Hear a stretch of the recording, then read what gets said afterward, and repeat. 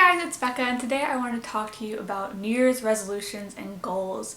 And yes, it is not January, but I actually really like to take some time as we're approaching kind of this like midway through the year mark and reflect on my progress with my New Year's resolution and also set some new goals to kind of guide me through the last 6 months of the year.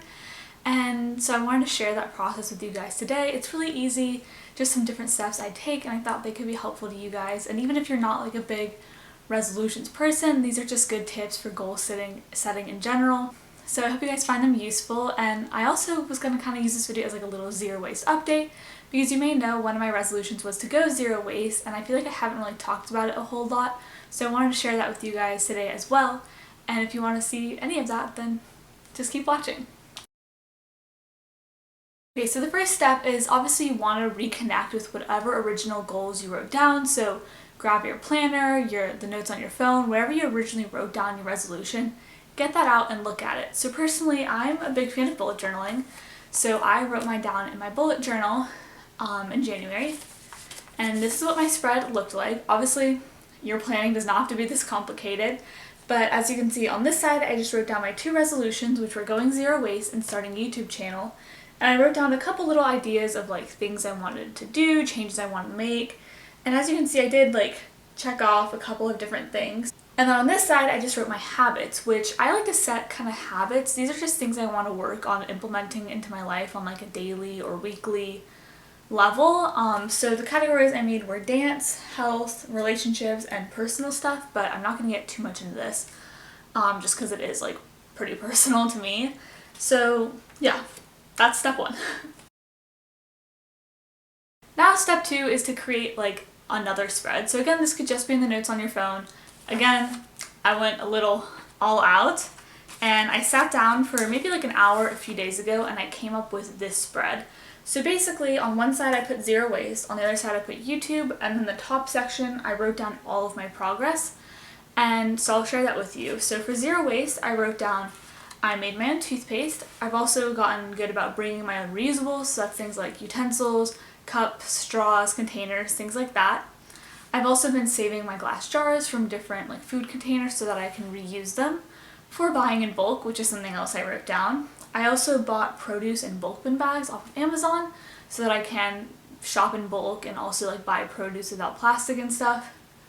And then also anytime I use up a beauty product such as like shampoo or mascara, I buy that product zero waste, so without any packaging, and vegan of course and all that. And then I've also, besides like food and beauty stuff, I've basically just kind of stopped buying stuff in general, especially clothes. And quitting fast fashion and moving towards sustainable fashion was actually going to be my resolution for next year. But once I kind of learned how polluting and wasteful the fashion industry is, it just kind of became a part of my zero waste journey. And as you're making these reflections, you might find similar things that like your resolution has changed, but that's totally okay. Obviously, when you were setting these in January, you didn't know what was going to happen over the 6 months. That's why I think it's great to kind of sit down and reevaluate your resolution so that for the next 6 months you can be more on track. So with not buying stuff anymore, when I do buy stuff, I've been buying it basically entirely from thrift stores and maybe like a few sustainable companies here and there. So that was everything I wrote down for progress, and even if you don't have that much stuff written down, that's totally okay. Just whatever you have, progress is progress no matter how small. And so I think it's really important to celebrate that and focus on that because that can be a really great source of motivation for moving forward. So then the third step is basically just to, once you've kind of figured out what you have accomplished, what else is there left that's part of your goals? So again, I'll share mine with you. So the first one is I want to work on reducing my food and grocery waste. So I wrote down a couple ways to do that, which are composting, buying in bulk, using all parts of produce, and by that I mean like cooking the leaves and stems off of broccoli instead of just like the heads. I've gotten a lot of that inspiration from Max Lamana, who's a zero waste chef. I'll link him down below because he's awesome. And then I also want to start DIYing my own staple foods, so that's things like milk, yogurt, butter, peanut butter, things like that. I actually just got a cookbook for my birthday, which was from a used bookstore, which is awesome. It's called DIY Vegan. I'll link it down below if I can find it, but it has recipes for literally everything like that, so I want to start working on that.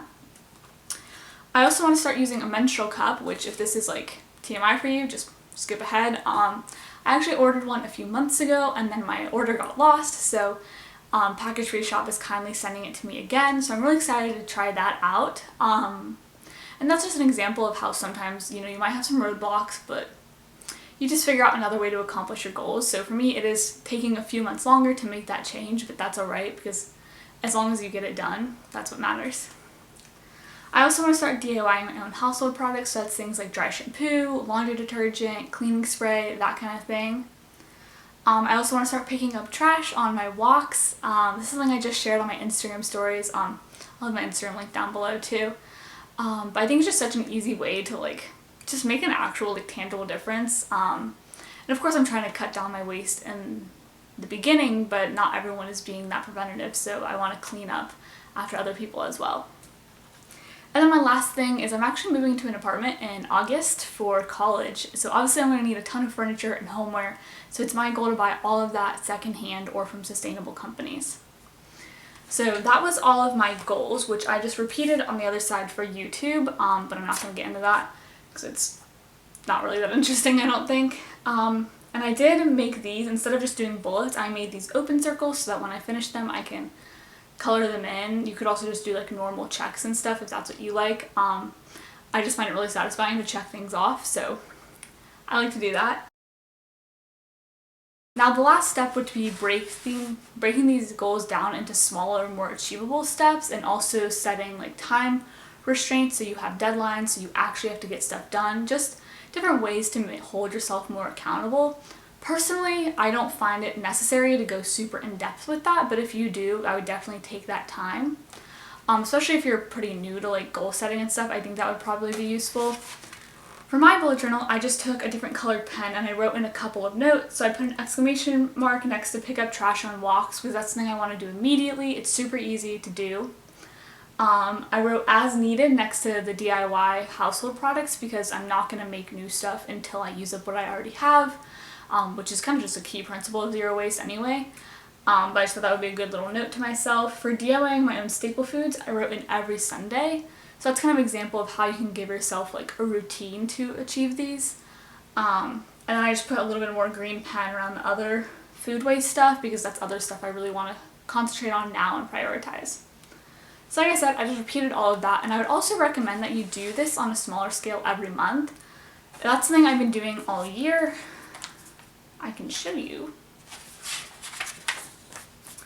So as you can see at the end of April down here, I just wrote resolutions and I wrote down a couple things I worked on in April and then a couple new things I wanted to work on in May. So I would really recommend doing it every month just because I feel like the more often you can check in, just the more progress you're going to make. And then when you do sit down for a big 6-month or 1-year evaluation, you can kind of just compile it and it just feels so good to see so much progress being made. Yeah, and it doesn't take long to write that down every month, maybe 15 minutes, but I think it's really helpful. And then I will share a little bit about the habits I mentioned. So I also just kind of looked through that whole page of habits I'd made, and I was actually really pleased with myself because I feel like I've worked on those a lot this year. But I did just pick 3 more that I wanted to put a little bit more extra energy and time into for the last 6 months of the year. So I just put them up in this little green box, and those were to spend more time in the dance studio. I'm a dance major, if you don't know, so I just kind of wanted to reconnect and keep, my passion for dance alive. That sounds so cheesy out loud, but especially over the summer it can be difficult because I'm not in classes as regularly, so I just want to keep putting energy into dance. I also want to wake up at least by 8 a.m. every single day. I've been pretty good about this, especially during the school year, but now that it's summer, I just find that I kind of get on and off track with this, so I really want to prioritize that as well. And then my last one, again, is a little weird, but it's to stop picking my eyelashes. If you know me in real life, you might know that I have trichotillomania, which is basically where you compulsively pull out your hair. I do it with my eyelashes, and it's just something I'm really self-conscious about, and it's just something I don't want to keep doing anymore. So I wrote that down, and again, with these, you could kind of break down some more concrete steps for achieving those things. Since I have been kind of working on these all year, I kind of have a sense of that. That is everything I did in my bullet journal. Again, you can do this on notes on your phone, on a piece of paper, whatever works for you, just hold on to it. And yeah, I hope you guys found this helpful. I'll write down the steps in the description box so you can just look at that, take a screenshot if you want, whatever. But I really hope you guys found these tips helpful. And if you did, please give this video a thumbs up and subscribe down below. It would really help me out. You can also check out my last video, which will be on the screen, and you can go follow me on Instagram. I have a whole highlight story about zero waste if you want to check that out. And yeah, have a wonderful day. Bye guys.